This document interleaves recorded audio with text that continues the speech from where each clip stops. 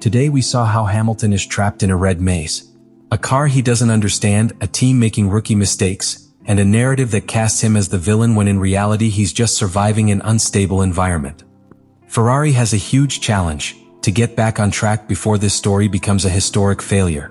And Hamilton needs answers, because he didn't come to Ferrari to be humiliated. What do you think? Is Ferrari destroying Hamilton's legacy?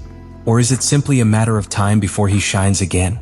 Lewis Hamilton arrived at Suzuka hoping to redeem himself after the scandal of his disqualification in China. However, what happened in qualifying for the Japanese Grand Prix was much more than a poor result. It was an unequivocal sign that his adaptation to Ferrari's SF25 is reaching its most critical moment. 8th place on the grid not only left him far from the lead, but also marked his worst performance at this circuit since 2012. And that, on a track where he has dominated with other teams, is worrying. Hamilton was clear and self-critical at the end of the day, bluntly acknowledging that his laps simply weren't good enough. But that statement, beyond honesty, exudes frustration.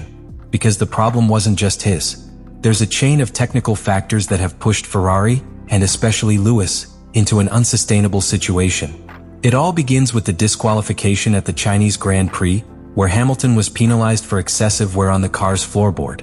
Following this, Ferrari decided to raise the height of the SF25 as a preventative measure to avoid similar penalties. And therein lies the heart of the problem. That small adjustment, just a few millimeters, completely unbalanced the car's aerodynamic performance. Because in modern Formula One, especially with ground effect cars like today's, such a subtle change can turn a competitive car into an indomitable machine. The SF25 lost downforce on one of the most technical and demanding circuits on the calendar. Suzuka, with its high-speed corners, demands absolute precision and perfect balance. But by raising the car, Ferrari took it out of its optimal performance window. The car stopped generating adequate downforce, causing erratic behavior, especially in the front end. The result was understeer that left Hamilton unable to attack corners with confidence. And this is where a key figure comes into play: Jacques Villeneuve. The 1997 world champion clearly explained that these ground effect cars operate within an extremely sensitive zone. If you stray from it even slightly, the car becomes unstable, unpredictable, and extremely difficult to handle. That's what Hamilton experienced: the feeling of having no control, of constantly fighting the car instead of the clock. But the disaster wasn't just technical, it was also emotional. While Charles Leclerc, driving the same car, achieved a brilliant 4th place, Hamilton seemed disconnected, uncomfortable, disoriented. The contrast was painful. And although the two took different directions with the setup, what was evident is that Leclerc better understands the nuances of the SF25. He has feeling, confidence, and that makes all the difference on a track like Suzuka. This segment of the story isn't just about lap times. It speaks of a champion being tested like never before. It speaks of the fine line between genius and chaos in a team that still doesn't know how to give its new star the tools he needs to shine. And meanwhile, the entire paddock watches attentively, wondering if Hamilton is facing his greatest challenge, or his last great act. The big question many were asking after qualifying at Suzuka was obvious. How is it possible that two drivers with the same car, facing the same conditions and technical limitations, had such different results? While Charles Leclerc comfortably placed 4th, Lewis Hamilton barely managed 8th, more than 0.3 of a second behind his teammate. The answer isn't simply a difference in talent, but something much deeper and more revealing: the direction each driver took with the SF25 setup. This is where an uncomfortable truth for Ferrari begins to unravel. Because while the team may offer the same chassis, power unit, and aerodynamic components to both drivers, the way that car is tuned, suspension, weight distribution, aerodynamic balance, tire pressures, can radically change the driver's on-track experience. At Suzuka, Ferrari allowed its two drivers to take completely different routes in terms of setup, and that decision further exposed the differences in their adaptation levels. Hamilton opted for a setup that, in his own words, caused significant understeer. He couldn't find the right balance in the front end, a critical issue at Suzuka, where high-speed corners require precise steering and absolute confidence in initial grip. The car didn't respond as he wanted, and that translated into a continuous loss of 0.1 of a second in every technical section of the circuit. Leclerc, on the other hand, chose a setup that prioritized single-lap efficiency, which allowed him to attack more aggressively and position himself near the front row. This contrast not only reflects a difference in the two drivers' driving styles, but also an unequal level of understanding of the car. Leclerc, with more time and experience at Ferrari, seems to have better deciphered how the SF25 responds to setup changes. He knows where the limit is, how to anticipate the car's reactions, and which direction to take to maximize his performance in qualifying. Hamilton, meanwhile, is still in the discovery phase, and that, in a sport where every thousandth of a second counts, is a huge disadvantage. But this situation also reveals something deeper: the technical complexity of the SF25. This car is not easy to understand, and every small adjustment can have ripple effects that are difficult to predict. In other words, the Ferrari car is sensitive, unpredictable, and in some ways treacherous. If the setup isn't perfect, the car simply won't perform. And in that scenario, the margins between success and failure come down to millimetric decisions made before hitting the track. Hamilton said it bluntly after qualifying: "The setup Charles chose could have been more effective for a single lap." What he's really saying is that he hasn't yet managed to align his driving style with the needs of the SF25, that he still doesn't feel like the car is his. And that, coming from a driver who dominated for years at Mercedes with an almost telepathic understanding of his car, is a clear sign that the integration process is still far from complete. This setup war isn't a minor detail. It's a reflection of an internal battle that Ferrari must resolve as soon as possible. Because if one of its drivers understands the car and the other doesn't, it's not just points and positions that are lost. It's also cohesion, direction, and above all, time. And in modern Formula One, time is the most scarce and valuable resource of all. To understand the collapse Lewis Hamilton is experiencing at Ferrari, you have to go back a week. Because the disastrous qualifying at Suzuka cannot be analyzed in isolation. It is the direct consequence of what happened in Shanghai, during the Chinese Grand Prix, an episode that not only left Ferrari technically ridiculed, but also unleashed a media storm and jeopardized the team's credibility. It all started with a race that, on the surface, had been positive for Ferrari. Hamilton finished 6th and Leclerc 5th. Both in the points, both with decent performances considering what had been an inconsistent start to the season. But what happened hours later left the paddock breathless. The FIA disqualified both Ferrari cars. Leclerc's for being under the minimum permitted weight. Hamilton's for an even more serious and humiliating reason: excessive wear on the car's lower floorboard, the component that regulates the vehicle's minimum height from the ground. The official measurements were conclusive. While the regulations require a minimum thickness of 9 mm, Hamilton's SF25 showed where that left it at 8.6 mm on both sides and 8.5 mm in the center.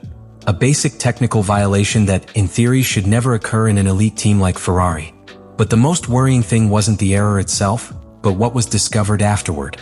According to paddock insiders, that failure wasn't simply a miscalibration. It was a symptom of a structural deficiency. During preseason, Hamilton's car was unable to complete a full dry race simulation due to a technical issue. This left the team without critical data on how its car performed over a full distance.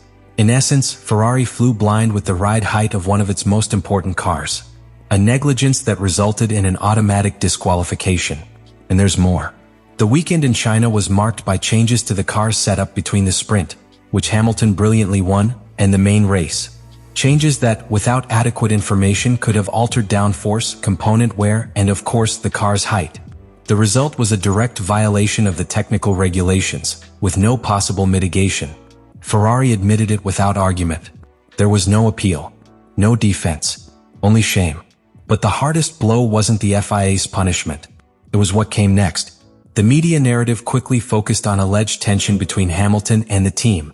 During the race, selected excerpts from the British driver's radio were broadcast, implying that he was refusing to obey team orders to let Leclerc pass. What the public didn't hear was the first part of the message, where Hamilton clearly stated, "I think I'm going to let Charles go because I'm struggling." This omission sparked the fury of Fred Vasseur, who openly accused F1's commercial arm, of manipulating the story for dramatic purposes. According to him, what was shown was a self-serving edit, seeking to generate controversy where none existed. Because the reality was simple. Hamilton was having problems with the car, acknowledged his inferiority at the time, and was willing to give up his position. The story, however, was told differently.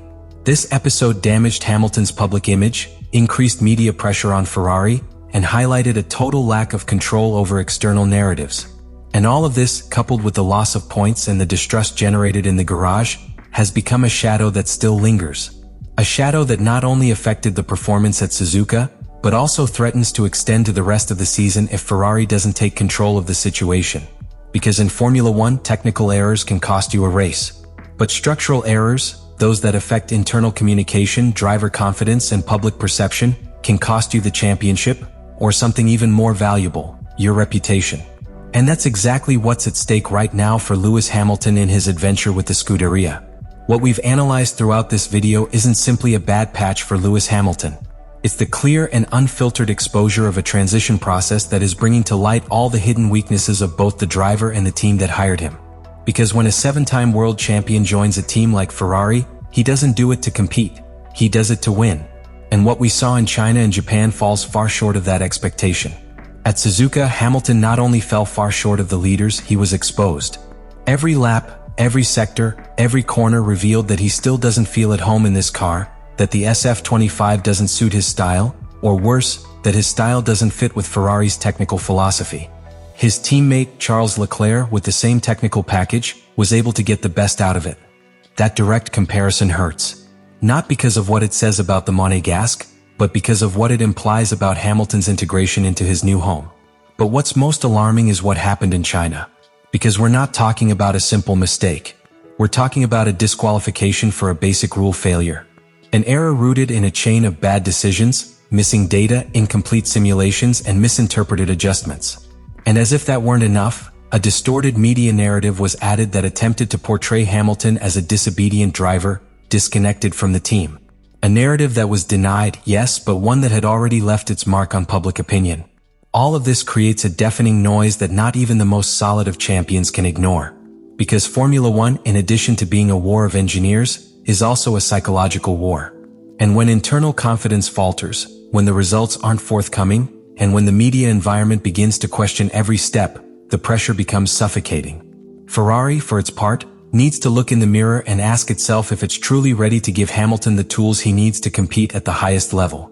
Because this isn't just another driver. This is the biggest name in the sport's recent history. And every mistake, every poorly executed decision, doesn't just affect a red car. It affects the legacy of both, the most iconic team in motorsport and the most successful driver of his generation. This video has been a snapshot of a crisis that has no single culprit, but that does have those responsible.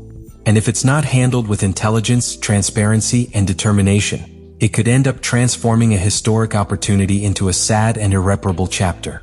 Now it's your turn. Do you think Hamilton will be able to reverse this situation and adapt to the SF25 before it's too late? Or are we witnessing the beginning of the end of a glorious era? Leave your opinion in the comments, because your analysis is also part of this conversation. And if you enjoyed this content, subscribe to the channel and activate the bell so you don't miss the next analysis.